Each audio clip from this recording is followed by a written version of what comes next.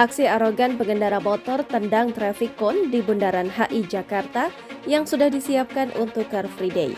Beredar di media sosial aksi arogan pengendara motor tendang traffic cone di dekat Bundaran HI Jakarta Selatan. Berdasarkan informasi yang beredar, aksi arogan pria pengendara motor yang menendang traffic cone itu terjadi pada Minggu pagi 7 Mei 2023. Dalam video singkat yang diunggah oleh akun Instagram @terang_media, terlihat seorang pengendara motor dengan pakaian berwarna serba hitam dan sepatu putih tengah menendang traffic cone yang tersusun di tengah jalan. Tak hanya satu unit traffic cone, pria itu terlihat menendang traffic cone yang dijajarkan di tengah jalan dekat Bundaran HI. Terlihat traffic cone tersebut berserakan dan melayang ke bahu jalan setelah ditendang pengendara motor yang tak bertanggung jawab itu.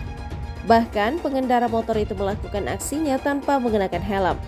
Aksi arogan pengendara motor yang menendang traffic cone itu kemudian direkam oleh sesama pengguna motor lainnya.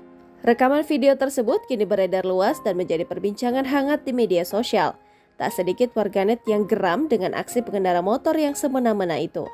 Unggahan tersebut menuai banyak komentar dari warganet. Tak sedikit dari warganet yang geram melihat aksi pria itu serta meminta pihak berwajib untuk menindaklanjuti kejadian tersebut.